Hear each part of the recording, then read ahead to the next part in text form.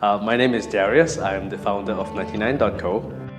Our goal and our mission is to make property information accessible, easy, transparent and reliable for the 99%.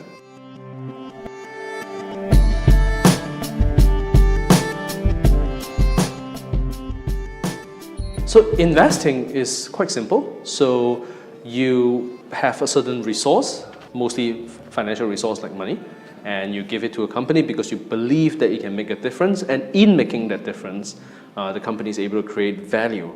Not just create value, but also extract value. So be able to get certain revenue out of it, that would be, that will make it successful. The many companies like Google and Apple and so on who has done tremendous good in the world require a lot of resources to build them, a lot of financial resources to build them, a lot of money to build it and make it big. So they are able to attract investors to give them money, and then over 2 years, 3 years, 5 years, 7 years, 10 years, they are able to return their money 2 times, 5 times, 10 times back to the investors. So I think that's the basics of investing.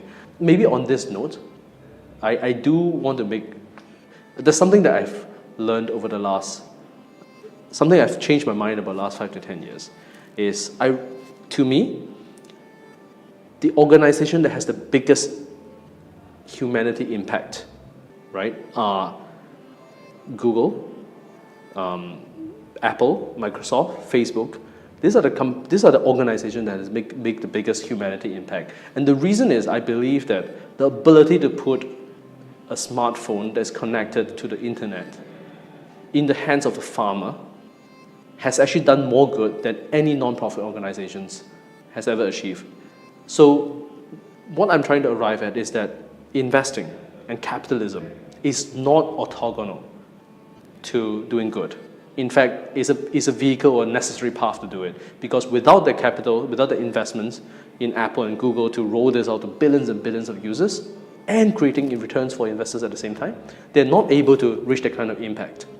So I truly believe that actually I've converted to be a capitalist. At some point I wasn't fully a capitalist in a way.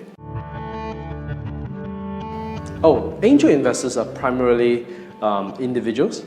So they usually are the first person who give investments or into a company to help it get started. Often when the company doesn't have anything yet, it's just on paper, it's just an idea, sketches, and maybe it's just something in the head of an entrepreneur. So, and then these are people whom I categorize as believers. And I think they are willing to take risks and based on just beliefs that something should exist in the world. Venture capitalists, I would say, is half and half.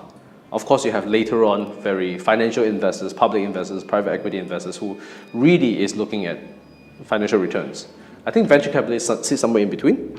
They are believers because most of the time these companies they invest into have no real proof or no real evidence that they can be successful at what they do. But there's some early signs. So venture capitalists are the ones who say that, you know what, I'll take a big bet on you, but I also want financial return in order to give to my investors. So they have a financial responsibility to return money to investors. I think they coexist with generating positive returns. I think it's necessary for them to coexist. I think they help each other become bigger because it's important to realize that they are not in contradiction to me. Because the biggest investors, most successful investors, for example, in Silicon Valley, who has done Apple and Google and so on, they generally don't start investing in a company like Ron Conway. They don't start investing in a company because they think it has a big return. They invest in a company because they think this should exist, because they think it solves a problem. It's very hard to estimate in the early stage of Google, of Microsoft, how big this company actually is. There's no way for you to calculate the financial return. But does that mean you ignore that? It's also not true. Because of the financial return that it can generate, it allows you to amplify that effort, to multiply that to many more folds. So I would say that idealism is an undertone, but it has to be pragmatic to have the view that this can be a positive financial return in order for this to make an impact.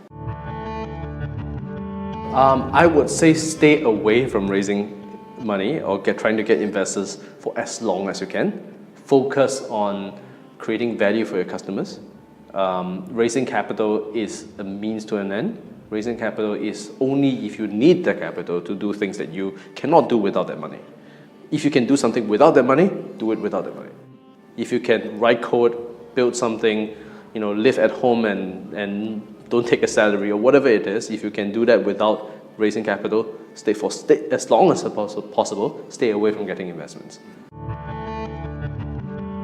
It doesn't have to be profitable, as long as you can find that, you can find that customers really value what you do, and there's a good theory in terms of how can you extract that value or from them, meaning actually getting certain revenue from them. But for some reasons, you choose not to do it now, which is also fine. So that's when you actually need capital, when you find that there's something you need to do, but you need to build it out before it's profitable. Like Facebook, right? For example, you can ask the question of, should Facebook charge advertisers or charge even its users? That would be if Facebook is valuable to many people in the beginning, and they didn't make money for many years. And that's perfectly fine, because they know that if a lot of people are using it, they can always extract value out of advertisers.